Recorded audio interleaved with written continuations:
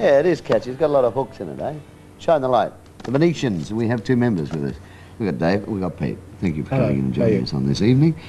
I heard that that's doing really well in Queensland, yet you're a Sydney band, aren't you? All members from Sydney? Yeah. Yeah. Nobody's relatives up there raced out and bought the record? No, not hundreds, really. Or no? No, it's charting up there, you know. So I hear. Great. Congratulations. We're lucky, aren't we? Let's go, yeah, and it's getting airplay in other states too, so it looks like it's starting to take off in Adelaide as well. You know, the good news I heard last week was Maurice Jarre was in, and he said that you guys have been selected to actually play part of the Mad Max score for the our part is quite minimal, really. Maurice is a friend of mine. I've known him a couple of years. Oh, is that so? Yeah, I met him last time he was out here doing Year of Living Dangerously. Yeah. And I just did a couple of guitar sessions on the film with him. But it was, you know, a great experience for me working with him. Pete, who's Rick in the band? What's he play? What instrument? Rick's the singer. So he's the vocalist. Yeah. Now he apparently came up with the original songs, and then he took them to someone, and the record company said, "We'll make a band around those songs." Is that correct? Sort of. I mean, we met Rick. Peter and I met Rick when he first came here from the UK, and he had Sound on Sound pretty well together. Right. And that was the initial impetus to get a recording deal. And he had a few songs that he'd written also.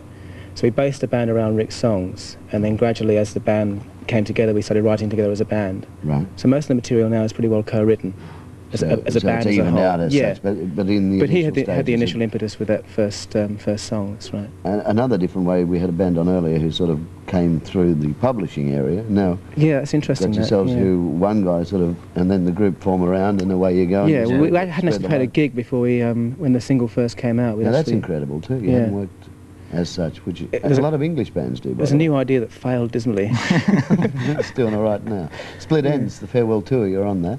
Yeah, that was excellent actually for us. That was great. What was the highlight of that tour? What would you think? The highlight of the tour? Peter? I'd say the entertainment centre playing to, like, you know, upwards of 15,000 people a night. Is it good for a band to work as a support to the major act, do you think, like to open you up? I think it's a great avenue for up-and-coming bands. It's bloody hard though, isn't it? Because it can be hard. In front of a band that most people are waiting for that are well known. Right. Yeah, so it's can be hard if you're not suited. Like if it would be no good us getting up and playing before somebody like Deep Purple, where our two styles of music are vastly different. Sure. Right. But with the Ends, it was. I think the people who appreciate the Ends would like our stuff as well. Now you were to do the support with Spandau Ballet. We were. Was that a disappointment when that fell through? It was really, because it set our careers back about 6 months in terms of getting the album out. You had the album coming out to coincide. Yeah, exactly.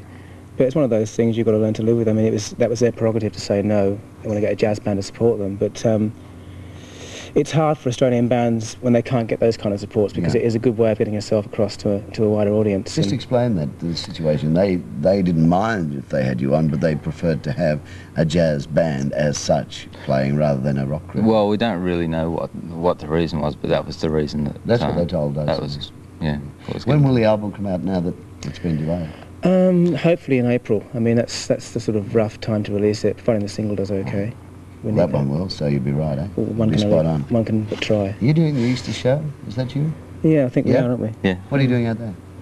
Well, we're playing at one of the stands at the... It's not here, but someone told me. Oh. That's why I was looking. Oh, we don't know either. I think it's a two-day FM? Two-day FM promoted, the Coca-Cola. That's right. Theatre, Yeah. I think. So they're going to have bands back at the Royal Easter Show, which is apparently, about time too. It's There's good, been a few years without them. Got to be wrong. Dynamic Hypnotics we'll have a look at now. The guys will stay in. We'll get some of the girls that were here earlier, very pretty too, back in on the show. So please don't go away. And we'll have a chat a couple more times. Some good songs too.